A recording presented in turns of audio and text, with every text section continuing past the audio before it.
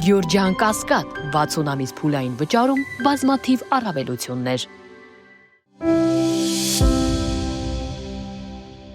Աշխարհի բաց աչքին խաղաղություն խաղացող Ալիևը չի փոխում պայմանը։ Հայաստանի հետ նախաստորագրված խաղաղության փաստաթուղթը վերջնական կդառնա, երբ մենք փոխենք սահմանադրությունը։ Մեր մայր օրենքի նախաբանն է մնացել նրա կոկորդին։ Այստեղ հղում կա երրորդ հանրապետության անկախության հռչակագրին, որտեղ էլ ամրագրել ենք Արցախի հետ վերամիավորվելու ազգային նպատակը։ Բաքվի բռնապետը, չնայած Հայաստանի իշխանություններից գրեթե ամեն օր ստացող հավաստիացումներին, թե տարածքային պահանջներ Ադրբեջանից չկան, չնայած Հայաստանի Սահմանադրական դատարանի դիրքորոշմանը, թե անկախության հռչակագիրը մայր օրենքում իրավական նշանակություն չունի, նույնիսկ պատրաստ չէ համաձայնել իր օրենսդիրների, մեկ քայլ առաջ եւ հետ առաջարկին, որ խաղաղության պայմանագիրը առաջիկայում վերջնական կընկվի, մեր առջև դնելով պայման սահմանադրությունը փոխել։ Դրանից հետո Ասլան կտրած նա օրերս էր հասել Մյունխենի անվտանգության համաժողով ու այս առնչությամբ ասել Սահմանադրական դատարանի դիրքորոշումն ավելի բարձր չէ, քան այն, ինչ գրված է Սահմանադրությունում։ Երկու երկրների ղեկավարությունն այս հարցում փոխըմբռնում ունի։ Կարծում եմ Հայաստանի եւ Ադրբեջանի ղեկավարության միջև այս հարցում կա մեծ, այսպես ասած, փոխըմբռնում այն մասին, թե ինչ պետք է արվի ու ինչ հաջորդականությամբ։ Հենց այդ տարածքային պահանջները չլինեն, պաշտոնապես կստորագրվի խաղաղության համաձայնագիրը։ Այն, ինչ Ալիևի սիրտն է ուզում, մարդկության պատմության մեջ չտեսնված ու չլսված մի բան է։ Այն է իրադարձությունների հետին թվով խմբագրումը։ Մասնագետները համոզված են, այսպես իրականում նա այլ խնդիր է լուծում։ Բնականաբար, այսպես արհեստական ինչ-որ բան է, Ալիևը եթե լուծում է, ինչպես բոլոր հարցերում հայ ժողովրդին նվաստացնելու հարց ընդամենը լուծում, իր համար բնականաբար ֆորմալ առումով այդտեղ անկախության հռչակագրում հղում կա սահմանադրության մեջ չկա, այդ հաստատ որևէ նշանակություն չունի, ընդամենը հայ ժողովրդից վրեժ է լուծում, հերթական վրեժի դրսևորումն է դա։ Ինչ վերաբերում է խաղաղության պայմանագրին, ապա այս հարցում էլ որևէ առաջընթացի չեն սպասում փորձագետները։ Սահմանադրության նախաբանում կլինի անկախության հռչակագրի հղումը, թե ոչ։ Ալիևի ողջ վարչակազմը հիմնված է հայատյացության, պատերազմի, հայերի նկատմամբ ատելության, զավթողական ծրագրերի հիման վրա։ Ալիևի վարչակարգը չի փոխվելու։ Որևէ պայմանագիր էլ չի ստորագրվելու ի հեճուկս, եթե մարդիկ որևէ ակնկալիք ունեն, որ վերջնական պայմանագիր Ադրբեջան չի ստորագրելու, որովհետև ինքը չունի իրական որևէ ցանկություն գնալ խաղաղություն։ Ժամանակը շարունակում է աշխատել ոչ թե վստահության, այլ անվստահության օգտին, վստահ են մասնագետները։ Նրանց գնահատմամբ, մինչև հասարակաքաղաքական քննարկումները բանակցությունների հաջորդական քայլերի շուրջ են, գործընթացն իրականում կանգնած է նույն կետում։ Քաղաքական առաջնորդները խոսում են փոխըմբռնման մասին, բայց իրական խաղաղության ճանապարհը դեռ մառախլապատ է։ Հայաստանի եւ Ադրբեջանի էներգետիկ համակարգերը միանալու են իրար։ Նիկոլ Փաշինյանն էր խորհրդարանի ամբիոնից հայտարարել, թե Հայաստանի ու Բաքվի էներգետիկ համակարգերը միանշանակ միանալու են, փոխադարձ հնարավորություններ ստեղծելով երկու երկրների համար։ Խոսքը գնում է Հայաստանի եւ Ադրբեջանի էլեկտրաէներգետիկ համակարգերի համակցման մասին, ամենայն հավանականությամբ նշանակում է որոշակի բարձրավոլտ էլեկտրական գծերի վերաթողարկում, ենթակայանների մոդեռնիզացիա եւ ի վերջո Հայաստանի եւ Ադրբեջանի էլեկտրաէներգետիկ համակարգերի զուգահեռ Իսկ սինխրոնիզացնել հնարավոր է, միավորել հնարավոր չի։ Ադրբեջանի գեներացիոն հյուսությունները բավարար չեն, որպեսզի Հայաստանին մատակարարի։ Թուրքիայի էներգետիկայի եւ բնական պաշարների նախարարը իր հերթին թուրքական լրատվամիջոցներին ասել է, թե Հայաստանը կարող է դառնալ Ադրբեջանի եւ Թուրքիայի միջև էներգետիկ համագործակցության մաս։ Մենք կարող ենք զարգացնել համագործակցությունը էներգետիկ ոլորտում եւ օգտագործել այս ուղղությամբ առկա հնարավորությունները։ Հուսով եմ, որ այս գործընթացը կշարունակվի այնպես, որ բոլորին օգուտ բերի։ Ըստ էներգետիկ ոլորտի մասնագետների, սակայն Հայաստանի դեպքում համակարգերի միավորման անհրաժեշտություն չկա։ Կարելի է կառուցել առանձին ինքնուրույն գործող համակարգեր, օրինակ Հայաստանից կարճ գծով դեպի Թուրքիա։ Խորհրդային Միությունից մնացած գործող համակարգ կա, որը կարելի է գործարկել։ Այդ հայտարարությունների հետևում, ըստ Մանվելյանի, թաքնված է Թուրքիայի, Ադրբեջանի, Եվրամիության եւ նաեւ Միացյալ Նահանգների պնդումը, որ Հայաստանի ատոմակայանը պետք է փակվի։ Եվ Թուրքիան, եւ Ադրբեջանը, եւ նույնիսկ Եվրամիությունը տարիներ շարունակ պահանջում են Հայաստանի ատոմակայանի փակումը։ Ու քանի որ ատոմակայանի փակումը կբերի դեֆիցիտի էլեկտրաէներգիայի, փորձում են այստեղ մեջտեղ բերել Ադրբեջանը, որը ասում է, որ ես էլեկտրաէներգիա կմատակարարեմ Հայաստան։ Ըստ Մանվելյանի կա նաև պահանջ դադարեցնել կամ սահմանափակել ռուսական գազի ներմուծումը Հայաստան, մինչդեռ Հայաստանի ջերմաէլեկտրակայանները աշխատում են հենց ռուսական գազով։ Այս պայմաններում Հայաստանը փաստացի հայտնվում է էներգետիկ կոլապսում։ Եվրամիությունը ծրագրեր է առաջադրում Հայաստանին, որոնց պահանջներից մեկն է, որ Հայաստանը հրաժարվի ռուսական գազի։ Հարևան 4 երկրների հետ էլեկտրահամակարգերի սինխրոն միացումը Հայաստանի կառավարության համար առաջնահերթություն է։ Նախարարի պնդմամբ սա կապահովի հայաստանյան էներգահամակարգի կայունությունը։ Տեխնիկական խոչընդոտ որպես այդպեսին չկա։ Դավիթ Խուդատյանը հայտնել է, թե այս տարի շինարարության մեկնարկի համար պայմանագրեր կունենան շինարարական ընկերությունների հետ։ Խուդատյանը հայտնեց, որ այդ հարցով նաև թուրքական կողմի հետ են բանակցել։ Ես նախորդ տարվա ընթացքում այց եմ կատարել նաև Թուրքիա, այնտեղ հանդիպել եմ Թուրքիայի էներգետիկ ոլորտը համակարգող նախարարի հետ։ Ֆիքսել ենք, որ դա տեխնիկապես հնարավոր է իրականացնել ժամկետների եւ տեխնիկական լուծումների մասով,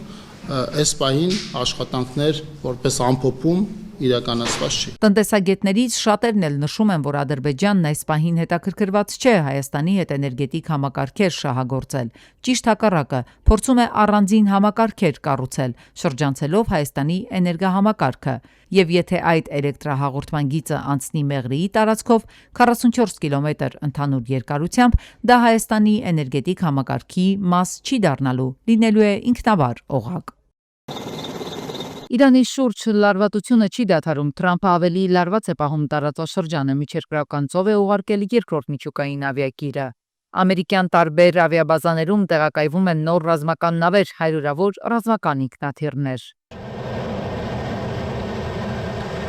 Թրամփը սպառնում է Թեհրանին հարվածներ հասցնել, եթե Իրանը չընդունի իր միջուկային ծրագրի սահմանափակումները։ Միջուկայինի հետ կապված ինձ թվում է կողմերը դեռ ունեն ռեզերվ իրենց դիրքերը իրար մոտեցնելու, փորձում են ինչ-որ առանց պատերազմ իրենց ուզածին հասնել։ Իրանի դեմ լարվածությանը զուգահեռ բողոքի ակցիաներ են վերսկսվել Թեհրանում եւ հարակից մեծ ու փոքր քաղաքներում։ Կառավարության քաղաքականությունից դժգոհ ուսանողները դուրս են եկել փողոցներ, պահանջում են հոգևոր առաջնորդի հրաժարականը։ Իրանում Հնդկաստանի դեսպանատունը խնդրել է իր քաղաքացիներին լքել Իրանը տրանսպորտային միջոցներով եւ կոմերցիոն չվերթներով։ Միացյալ Նահանգների առաջ դրված է խնդիր ոչ թե պարզապես հարվածել Իրանին, այլև հասնել նրան, որպեսզի Իրանում տեղի ունենա իշխանության փոփոխություն։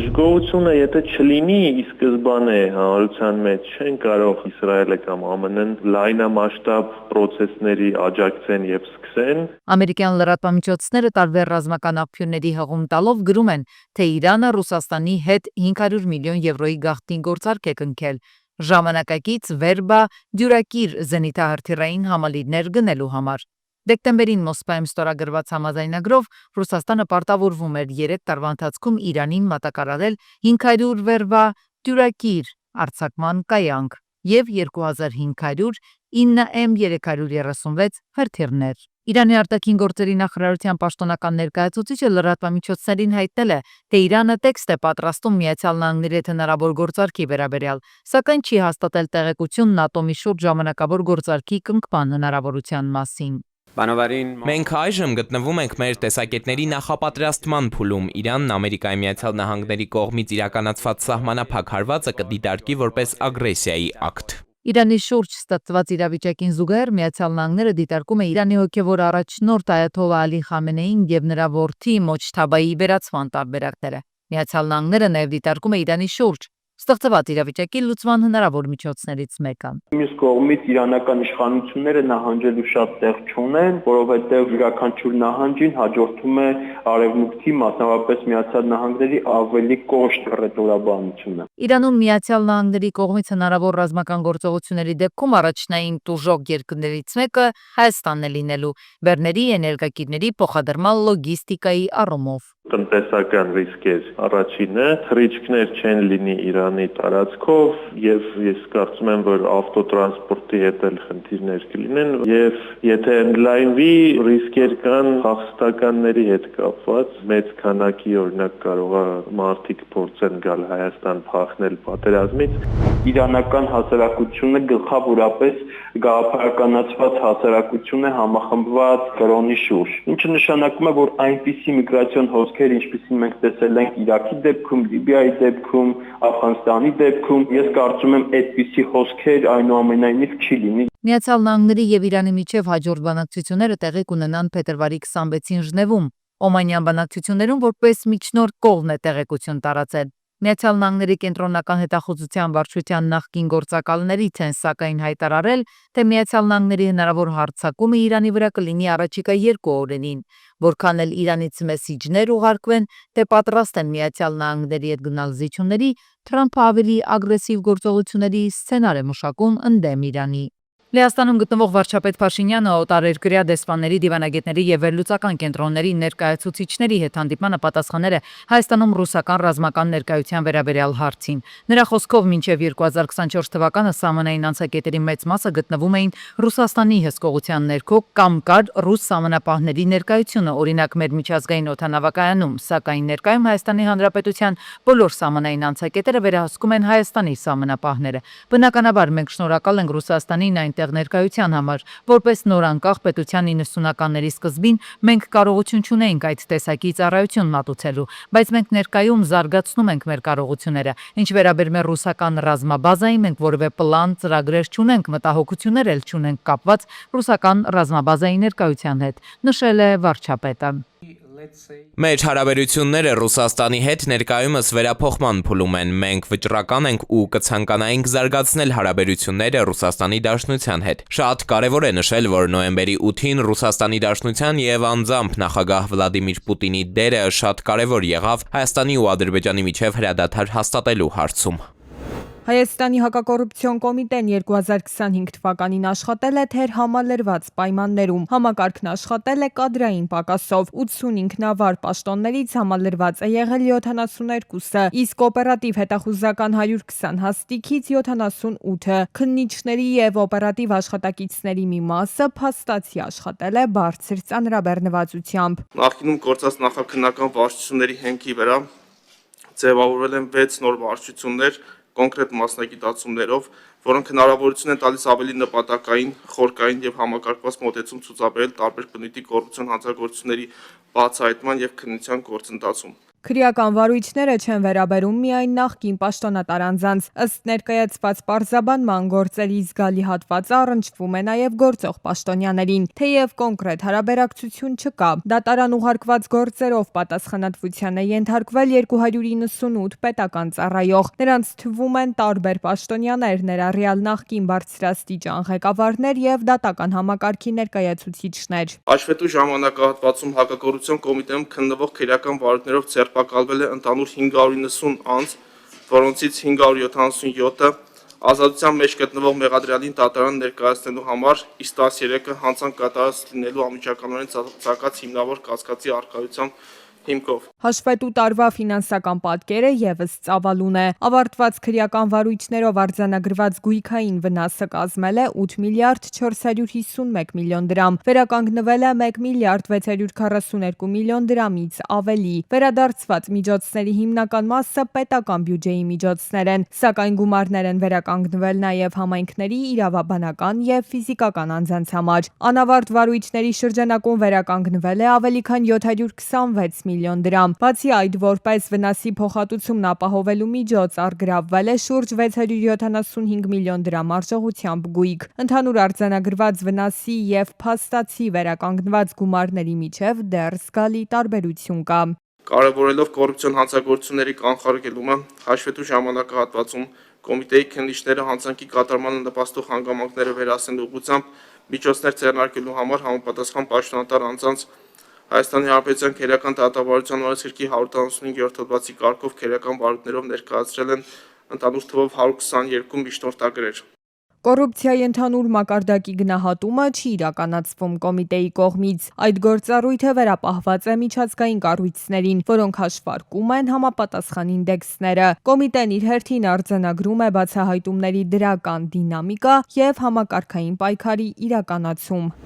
Առողջապահության համընդհանուր ապահովագրության համակարգի գործարկումից հետո բժիշկներն աշխատավարձը ստացել են ոչ միայն ուշացումով, այլև բավականին ցածր։ Ազգային ժողովի մոտ կազմակերպված բողոքի ակցիայի ժամանակ այս մասին ասել է Առողջության իրավունք հասարակական կազմակերպության համահիմնադիր Անուշ Պողոսյանը։ Բժիշկները ստացել են իրենց առաջի ապահովագրության ներդրումից հետո աշխատավարձը բավականին ցածր թվերով եւ ուշացումով։ Հիվանդանոցային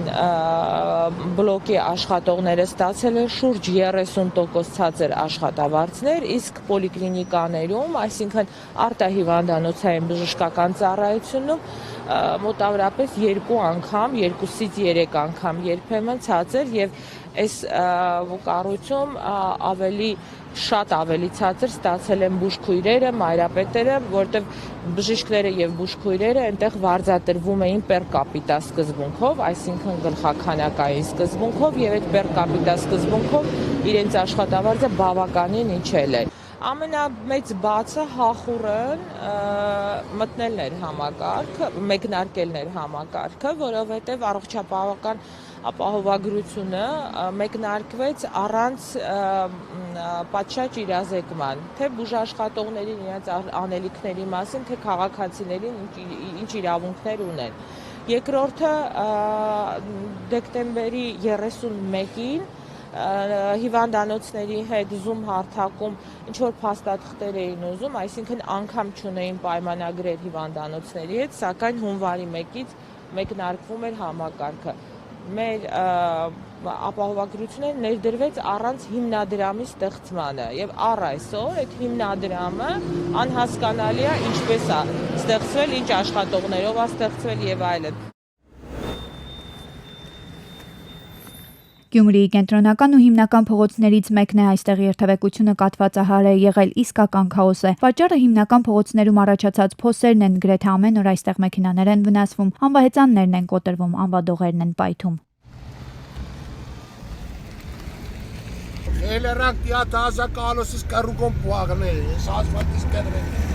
Եթե Երևանում մարդաբոյ փոսեր էին, ապա Շիրակացի փողոցում Գյումրիում տեսնում եք խրամատներ են։ Գյումրեցիներն ասում են, եթե նախկինում այդ փողոցներում երթևեկում էին 10-ից 15 րոպեում, հիմա մոտ 1 ժամ է պահանջվում։ Շտապօգնության մասին գերադասում են լռել։ Շիրակացի փողոցը, որը միջհամայնքային ճանապարհ է, համարվում նույնպես վատ վիճակում է։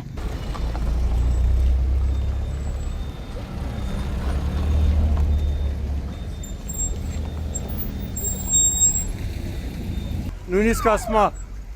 կանչա գալի շտապօգնություն են կանչում Առաջ եթե 10 րոպեում էր հասնում բուժարարի մոտ, հիմա մի ժամից ավել, նույնիսկ 2 ժամ։ Բարեկայնի ավտոն էլ է հազիվ փոսի վրայով անցնում։ Խճակարով լցել են։ Պատասխանատուներն արագ են արձագանքել, խճակարով են լցրել բոլոր փոսերը։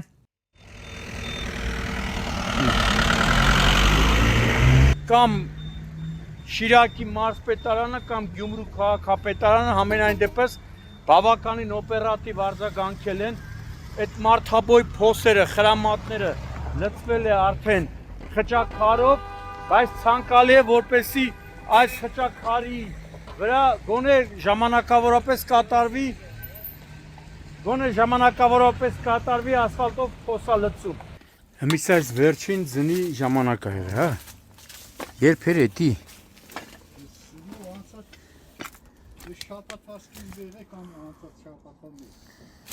Բայց Շիրակի մարզպետարանն ու Գյումրու քաղաքապետարանը միայն այս փողոցում չէ, որ անելիք ունեն։ Վերջին օրերին տեղացած ձյան պատճառով արտակարգ վիճակ է Գյումրի քաղաքի 26 կոմիսարների փողոցում։ 3 հարկանի 2 մուտքանի վթարային շենքի տանիքի մի հատվածի ծածկը ձյան ծանրությունից կոտրվել է, անձրևներն ու ձնհալը տներ են լցվում։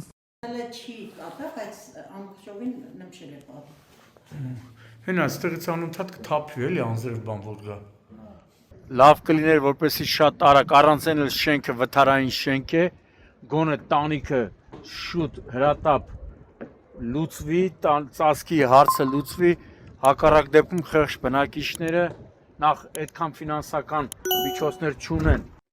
Շենքը բնակեցված է, բնակիչները Շիրակի մարզպետարանին կամ Գյումրու քաղաքապետարանին են դիմել։ Խոստացել են, որ քայլեր կձեռնարկեն, բայց երբ հայտնի չէ։ Մինչդեռ խնդիրը օպերատիվ լուծում է պահանջում։